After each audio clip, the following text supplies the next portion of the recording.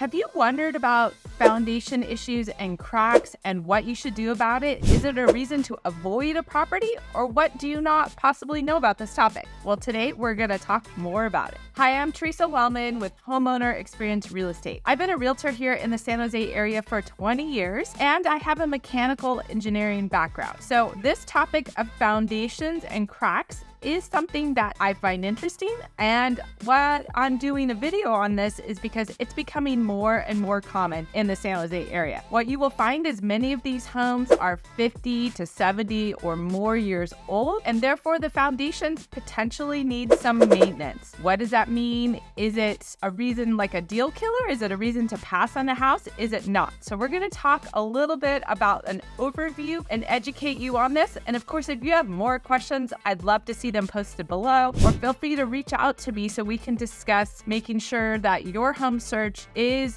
powered by a knowledgeable agent who can help you protect your investment and your decisions. So I've had this discussion with several clients. I represent a lot of sellers who have been surprised during property inspection that there is some sort of foundation cracking. All of them choose different ways to address it, but what I want to do is provide some context and some overview so that you have a better understanding of this topic. So first off, there are multiple different things that could be needed for a foundation. There are vertical cracks, which are considered settling cracks where things open this way, or maybe there's an offset up and down. Obviously, those are going to be different degrees.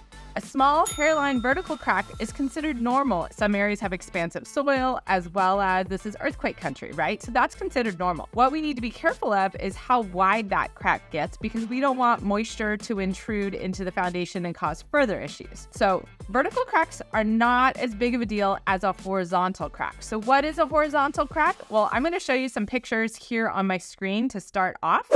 We're on Avalon Structural's website. There are a couple different companies that I recommend to do a complete redo of your foundation, to do it the proper way so you don't have to worry about this going forward. And that will be Avalon Structural or MG Constructor. So we'll talk a little bit about both those different companies. Avalon Structural here has an idea, shows you a great video about horizontal crack repair. I'll link that in the description below. It's also saved on my playlist already because I love the technical aspect of how they go into that. But as you can see, here is a cross section. Basically, a horizontal crack is caused by the rebar in the foundation rusting. How does the rebar rust embedded in the concrete? Well, concrete is porous, so if there's a lot of moisture around your foundation, it can reach the rebar and cause that metal to rust. Rust provides a lot of pressure and expansion, and therefore causes a fissure or a crack in the concrete. So a horizontal crack is a sign that the foundation has seen moisture over time and it hasn't been addressed properly, and therefore you're starting to see some failure in the foundation. So this is a much bigger deal, and it's an item that needs to be addressed properly so it doesn't continue to be an issue moving forward. They talk about this here in their Avalon video about this. You don't want to put a band-aid on a horizontal crack. You want to completely redo that section of the foundation and manage the water so that this doesn't happen again or more in the future. So what I see is the biggest thing is sellers are not routing their gutters away from the foundation more than 3 to 5 feet, which is always recommended. After 30, 40, 50 years or more, that rainwater has gotten to the foundation enough to cause it to rust. So that's why it's important to route those gutters away, make sure your gutters are clear and not spilling at the edge of the foundation. Also, having planters right on the foundation is not a good idea. If you're watering plants and bushes, you can cause the same problem. Another common issue is going to be water softeners being close by, because the salts in the water softener can expedite rusting as well. So there's a lot of different things to be aware of to maintain your foundation so that this doesn't happen. But if it does, or you see a property, it is not a deal breaker. This is the bottom line. It's ultimately something that needs to be addressed properly and move forward. So think of it as a cost to repair or a maintenance item that you need to budget for when buying a property. So maybe the seller's taken care of it and done it properly, in which case that's great. If they haven't, budget that into your overall purchase of the property. So let's get into a little bit more. This gives you a good idea of what can happen and what the cause is, but it basically says here, the vast majority of horizontal cracks are caused by rusting of the horizontal rebar and the foundation. Most common causes: insufficient concrete cover, or the rebar is placed too close to the edge of the concrete, salt from a leaking water softener, which I mentioned, neglected vertical cracks allow atmosphere to reach the horizontal rebar. And as I mentioned, I've seen gutters not being routed properly, as well as planters right on the foundation that are putting excess moisture on the foundation as well. That is something that Avalon's site will give a lot of education on it, which I love. MG Constructors is also great. They will do very detailed analysis of the house and the property and a great report. So we're going to get into a couple reports of I've seen. Hey guys, my name is Theresa. I am so sorry for interrupting this video. If you've been enjoying this content, please like and subscribe, as it really helps out my channel. And if you're looking to move to San Jose or have any questions about moving or the area in general, I would love to connect. I really enjoy talking with our YouTube viewers, and I'm so happy to help.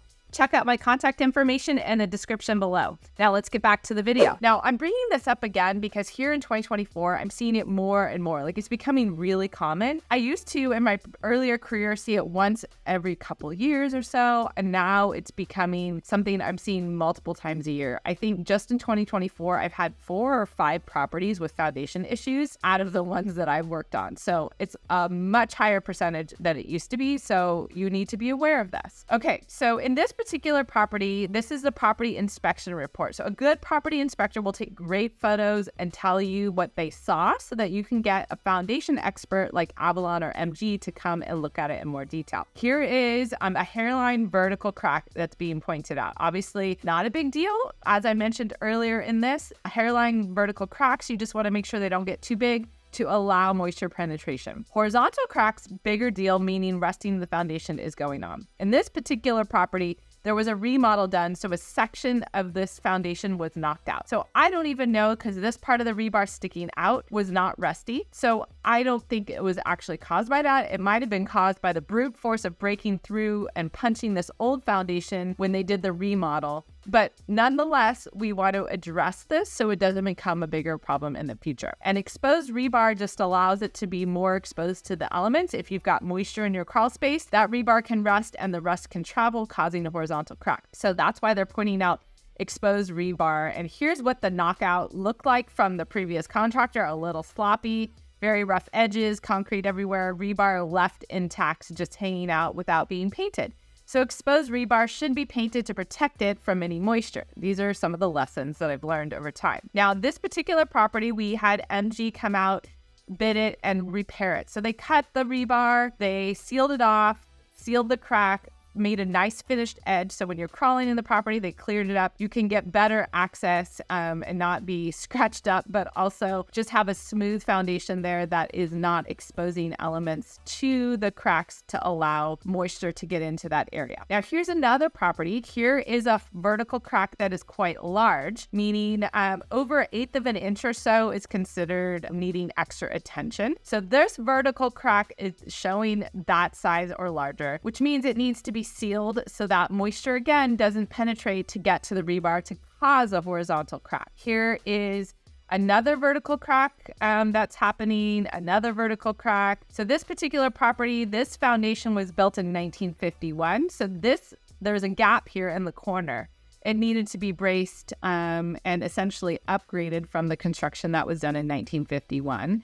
So that it's more stable. And then there was exposed rebar, which again, not good if the rebar gets moisture, right? This was a dry foundation area, but all these things should be addressed and fixed up so that you're maintaining your foundation to be in a healthy condition. So the whole bottom line here is all these items are fixable if done right. So foundation repairs should not be a deal killer. They should be something that you approach with knowledge and information and a budget to understand what it's going to take and how to protect your foundation going forward, knowing what that root cause might have been, so that you can avoid that happening in the future. I'd love to talk with you more about this. This is part of the services that I offer my buyers when we're looking through properties, is a detailed study of the disclosures. So if you'd like that knowledge and power on your side, I'd love to talk with you about an initial buyer conversation and possibly the buyer services that I offer to help you protect your investment and be fully knowledgeable moving forward on your purchase.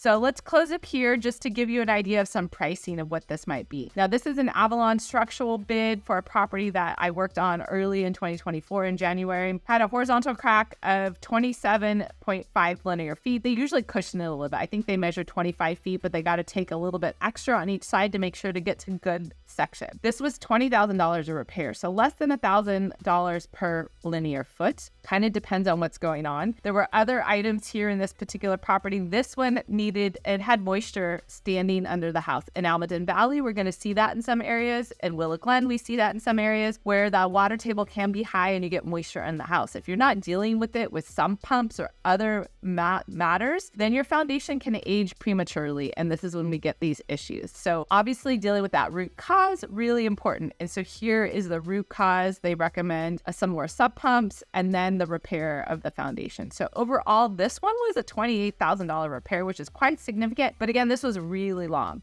I typically will see foundation cracks anywhere from 3 feet up to 10 or 15 feet. That's much more normal. This is more on the extreme.